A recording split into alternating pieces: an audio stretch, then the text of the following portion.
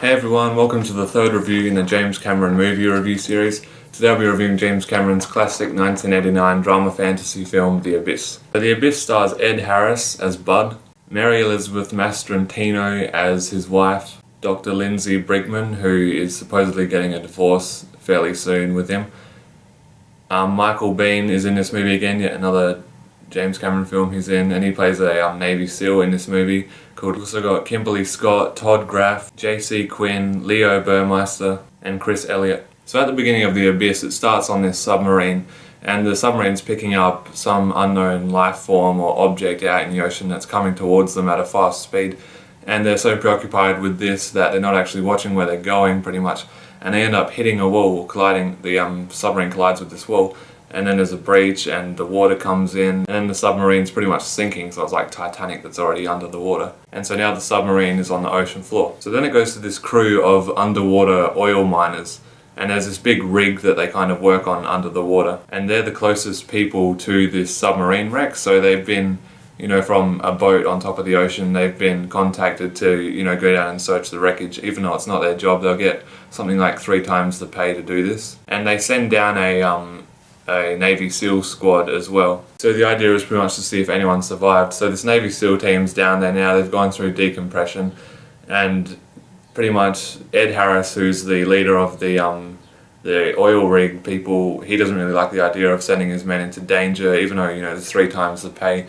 He's still in control and in charge of all of them. So when the Navy SEALs come down, Bud's soon-to-be ex-wife comes down as well, so there's even more pressure. So then they eventually decide to go down. They're searching through the wreckage and they don't find any survivors. But the Navy SEALs do find a nuclear weapon and they hide it. They pretty much smuggle it back onto the oil rig without anyone else knowing. So while all this is happening, there's a pretty big storm brewing up, above them, above sea level.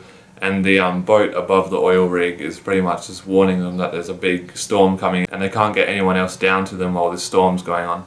So during this storm, a crane falls off of the boat and sinks down, and it's attached to a cable that's attached to the oil rig, so it kind of drags the rig down off of this cliff that's underwater, and they're already pretty deep underwater, like thousands of meters, and it's dragging them down further.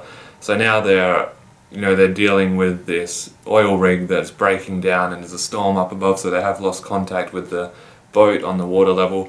And now they've got these Navy SEALs that are trying to smuggle this nuclear weapon in. So Michael Biehn plays Navy SEAL Lieutenant Coffee, and he's the one who smuggled in this nuclear weapon from the submarine, and he's trying to keep it secret from the others so no one freaks out. And, unbeknownst to anyone else, he's also going through decompression sickness, so he's getting quite sick as well at the same time, so he's kind of losing track of what's reality and what's happening. he's getting shaky and sick.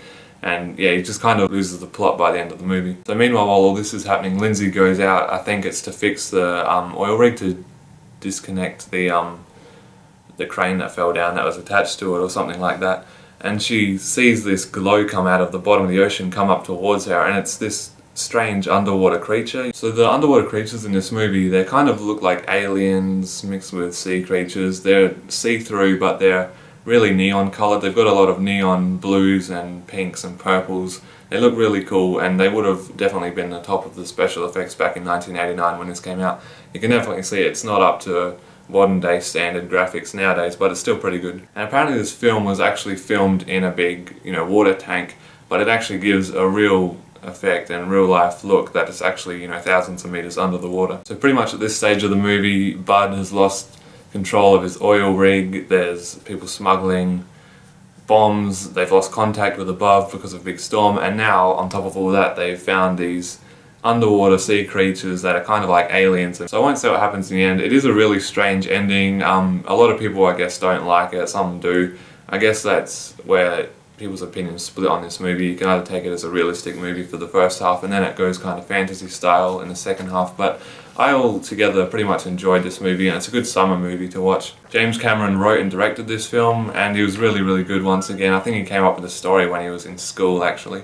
So yeah, it was a really good story, really original, and just so much like a James Cameron film. There's also a scene in this movie where they use this breathing oxygen liquid type stuff, and it's for really deep sea diving, because there's a scene near the end of the movie where Bud has to do this really deep sea diving to disconnect the bomb that's been dropped, and that Lieutenant Coffee's gone insane and something happened between them. I don't want to spoil anything, but yeah, breathing this liquid and it makes you just breathe through it, and it's so strange because it would be like drowning at first, but you can actually breathe. And I believe that stuff's actually real. You can see it on YouTube. They do it with mice, and the mouse thinks it's drowning at first, but then it's actually breathing, so it's pretty freaky but cool. I highly recommend The Abyss. It's a fantastic movie. I really love James Cameron's 80s films. They have that just really old classic movie vibe to them, sci-fi, action and drama and fantasy, and he's really good at all those styles. The colour palette's great, the music's great, the acting's great, and the story's original and unique.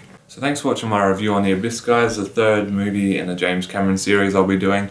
I'll be back tomorrow with a review on the sequel to The Terminator, which is Judgment Day, so thanks for watching, and it'd be great if you could subscribe.